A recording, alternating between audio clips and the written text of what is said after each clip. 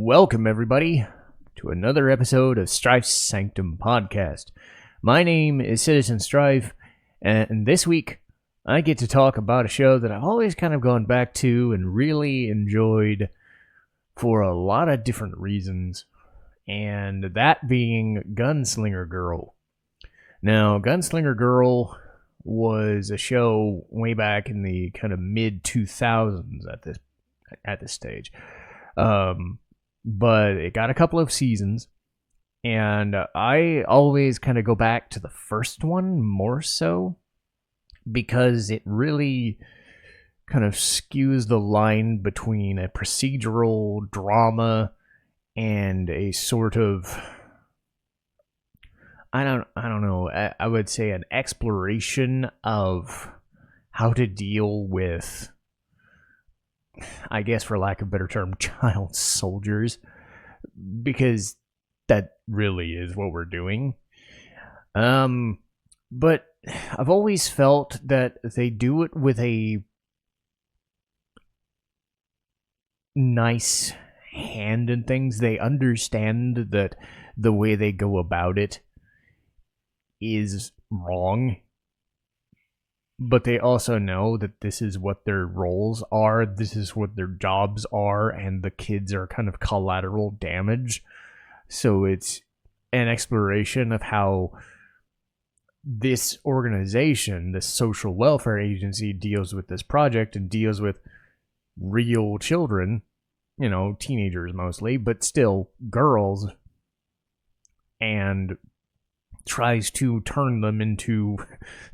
It's like skirting the line between treating them as real people, but also treating them as soldiers. And what is that line? And what are the effects that are going to be felt? And then dealing with the political machinations, because this is mostly not even just crime related. This is like politics. So they're played as a political tool, as assassins, and you have so much going on, but then you go back to the children's perspective, the kids' perspectives, and you're like, what are the emotions at play for teenage girls dealing with these people, and how like all of them intersect and all of them are different, and what are the machinations behind them, and everybody has different responses to how they deal with their handlers and how the handlers deal with their charges. It's very fascinating, and I think specifically that first season is what I'm going to talk about. Not that I didn't like the second season, I just felt that there was more standard stuff in the second season. So I'm gonna put my focus on the characters as shown in the first season, why I found the show very spectacular, and what really kind of makes me gravitate toward it in terms of rewatches. But as stated before, this is a government agency known as the Social Welfare Agency, divided into different sections. I believe the main one that focuses on this stuff is Section 2. Section 1 is its own thing, and they kind of, they know what's going on and begrudgingly deal with it, unfortunately. But Section 2 has this idea of taking children who are maybe orphans or dealing with accidents or otherwise can't really live normal lives for some reason, gives them a chance to do something beneficial for society, and that is becoming assassins, because of course that is. But they've developed a method called conditioning, and the idea is that they're basically slaves, but if you do that too much, then they break, because remember, you're dealing with preteen and teenage girls by and large.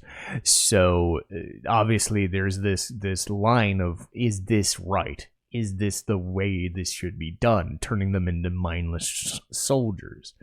So really the first season is a lot about these children and their different reactions to things, and it is not played for laughs And it does have some pleasant moments, but there is still that undercurrent that we know that this is not meant for fun. There is nothing fun about this, but there is fun to be had amidst the sadness. And I think that's one of the keys here, is that not everybody's played just completely like an asshole. And it does affect them. The main lead for the first season is Henrietta, voiced by Laura Bailey, and she is charged by Jose, John Bergamer, who was one of the... How do I not remember the Soma from Fruits Basket? The artist dude, the writer dude. I should know this. I watched that show this summer. Anyway, that guy. But anyway, Jose is not really a fan of this as a concept, and he kind of strives to take Henrietta almost as a surrogate daughter in a way, and kind of tries to keep her away from being too subservient. Henrietta, how would I describe it? It's not standoffish, but like almost too pure for this sort of thing, but is still going to follow Jose's orders because that's what she knows. I think either she was an accident or one of the other characters was an accident, and she's just kind of like as normal as can be and shy about the whole situation, and she knows that like she's hurting people. But even Jose is just like, I want to teach you that there are better things than just killing. You know, I want to go stargazing, or I want to go out on tours and go to art exhibits and things like that. So they're dealing with the political machinations, but they're being framed as these characters that trying to live normal lives despite the situation. And that's one interpretation. But again, there's several different characters. You have Triella and Hillshire. Triella voiced by Caitlin Glass, who was Winry in Fullmetal Alchemist, and then Hillshire was Damon Clark, who was Scar in Fullmetal Alchemist. Second season, J. Michael Tatum, but again, I'm not as familiar with the second season. But Triella is the oldest, and is kind of like, well, yeah, this stuff kind of sucks, but, you know, you kind of live with it. And jaded would kind of be the best term I would use for this, because, again, she would probably be, I don't know, 15, 16, 17, as opposed to the 13, 14, 15 age. And it does kind of make a difference. She tends to have a kind of laissez-faire attitude with Hillshire, and they know that. Because she understands this, and she deals with a little bit more than the other girls do, because she is on the other side. She doesn't like this, but she knows this is a job and this is what she does. And, you know, she'll just kind of make comments to the effect of, well, Hillshire doesn't know what I want. He just gives me teddy bears, you know. And then Hillshire's like, I don't know how to deal with kids. What am I supposed to do? In that sort of, like, the way I would deal with kids. And I've made this a point. Like, how the fuck do I deal with kids? I'm kind of the same way. I'm like, I see kids, I deal with them, but I don't understand them. So I'm right there with Hillshire when it comes to, I don't know, and do I care? But Triella also serves as the main lead for the second season, which I might as well talk about it now. Il Teatrino, or Teatrino, focuses more on the political machinations rather than the girls themselves, and is more of a standard procedural crime thing, because you have more straightforward characters that are villains. You have, like, they reference them in the first season, but they're not like outwardly such a big deal. These like political factions that are kind of at war with each other, and several of them have paid off some mad bombers. Well, not really mad, but political bombers, and blowing up buildings, blowing up bridges, blowing up other stuff. They, have names and faces, and one of them is Pinocchio. He faces off against Triella, and the crux of the season is that he kicks the shit out of her, and then she spends a little bit of time trying to train herself to not lose to him later. But then you kind of learn about those characters, their motivations, and I'd say that would probably be the best part of the season. But also where it lacks is because there's nothing really separating, I would say, the Pinocchio character from anybody you've never heard before. And I'm also not really a fan of switching protagonists midstream. I said this with the Xenosaga 2 review, where if you have Shion as your main character, keep her as your main character.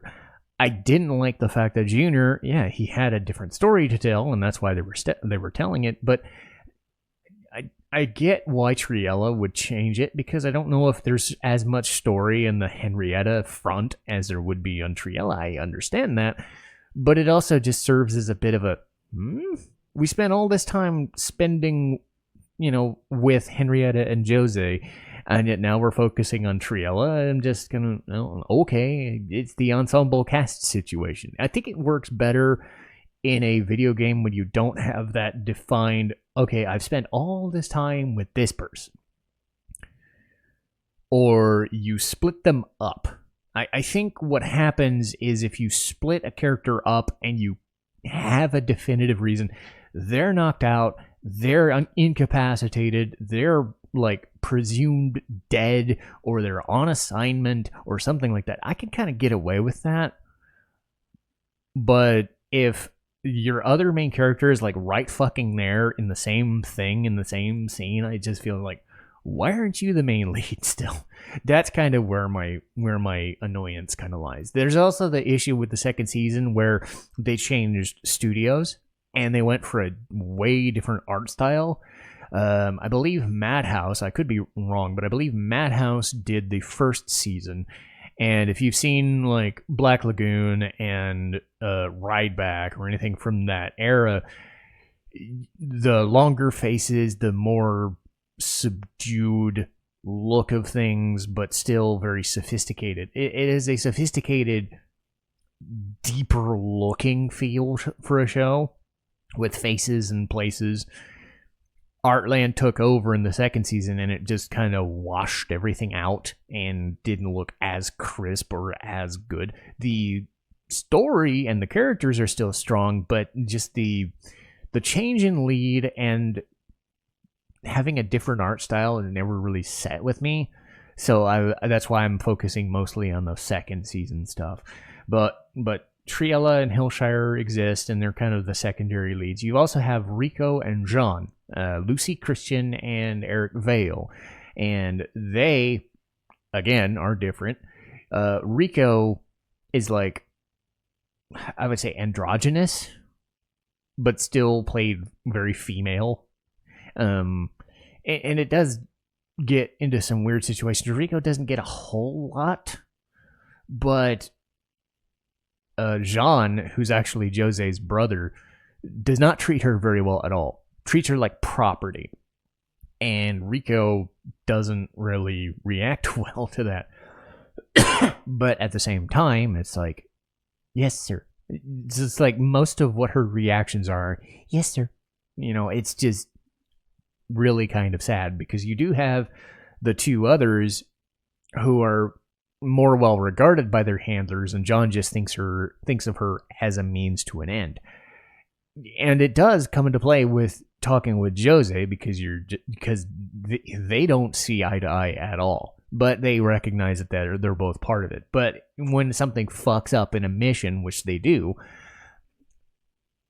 it's on the handlers and the assassins, so everybody feels the sting of somebody screwing up.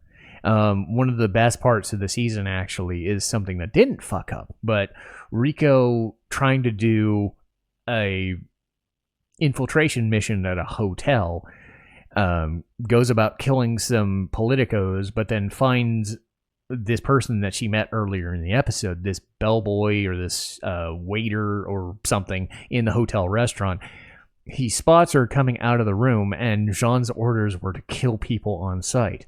So she apologizes and just shoots him. And, so does she even reference that she did it? She does, but again, her mentality is, this is part of the job. This will make Jean happy. Not that he would give a shit, but this is how she was trained. So again, you see all these different ways that these girls react to things. Kleiss, voiced by Elise Johnson, she doesn't work. She was never really good at anything in terms of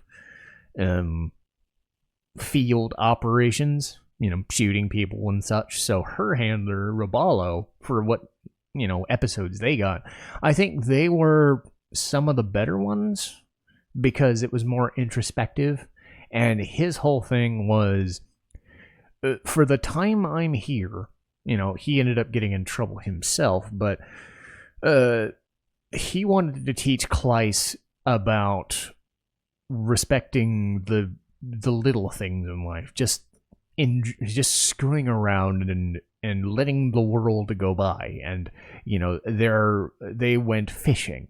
They weren't focusing on the killing of people and all that stuff. They were focusing on, well, you're a girl, what do you want to be doing? And do you want to spend time fishing? Do you want to read a book? Well, I read books. Well, and then you'll find Kleiss just kind of in the moment, talking with other girls, and she kind of acts as the other conscience, because other people are out on missions. She'll be in the facility acting as a test subject, so she has her own role to fill, but she's there as the soundboard, because she has her own issues she's dealing with, but she can't do what everybody else does. And the last one in the first season, there's other ones. In fact, there is another episode with a different handler assassin group that was also a little bit darker in scope in early season 1, and that I liked. But another main lead is Angelica, voiced by Monica Riel, and she deals with kind of a halfway between the other three girls in Kleiss, where she wants to go on missions, and she does, but something goes kind of wrong, and she can't remember things, and she's a little bit despondent. And the late season 1 is about her and this story that her handler Marco would tell her, and he would actually make it up. It was called the Prince of Pasta. I think his Marco's wife or his ex-wife or ex-girlfriend or something was a writer or something, and I guess challenged him, or he came up with the idea of this. Well, how do I deal with this girl? What do I talk to them about? And it's the Prince of Pasta. He just makes up this story while her mental state is getting a little bit less consistent. And one of the best scenes in the show is the last scene of the first season. Is these people, they're talking about the meteor shower for a couple of episodes. This is a meteor shower supposed to happen. A lot of the girls want their handlers to watch, because I think Henrietta is the one who comes up with the idea, or because Jose's one of his things is to go stargazing with Henrietta, so they kind of get a fondness for that sort of thing. So either Jose mentions it, or Henrietta mentions it, or other people mention it, and it becomes a thing. Angelica wants to watch it as well, but can only do it from her hospital room. But the Prince of Pasta story concludes, and Marco deals with that there, and it feels like that first season, there's this hope and happiness despite the very awful situation that's going on here, because the show does not frame itself in a positive way. Let me reiterate that. This is a dark show, but dark in a sophisticated drama sort of way. And I don't think anybody is meant to be happy while watching this. It's more of that, like, this is weirdly fascinating because it does go into some dark places, and it does talk about some things that, how do you deal with this sort of scenario? And what are the machinations behind all these, if you want to do the political, bomber stuff and, political intrigue stuff, that's what the second season can do. I was more intrigued by the handlers, the conditioning, the girls and their reactions to things, because this is kind of a no-win situation for anybody. Nobody comes out looking good, but they're trying to find, at least in, I would say, Henrietta and Jose's case, and even Hillshire, trying to find the good in things. And like everybody except Jean, who rightly is a fucking dick about everything, because his mentality is, we're trying to kill people. If we don't, they'll kill us, and then there's something to respect about that, except he just comes across as a fucking dick. That's just his mentality. So it's a cool exploration of an idea, and I think they do a very good job of doing enough without going overboard, because this isn't like gory, this isn't, down, hard-boiled. This is more in that kind of Ghost in the Shell, Psychopath kind of like intellectual drama sort of situation. And, how do you do these things, and how does it affect the characters more so than pulse-pounding action sort of thing. But you do get guns, because it's in the title. They have guns. They shoot people. Stuff blows up. And there is something to be said for having a balance. And I would say that 70-30 balance of drama and, action is a good balance. And I've come back to the show several times and always enjoyed it. So would I recommend Gunslinger Girl? I would definitely recommend it. And you might like the second season more than I did, but I would definitely vouch for the first season more than anything else, just to learn about these characters and what they're going through.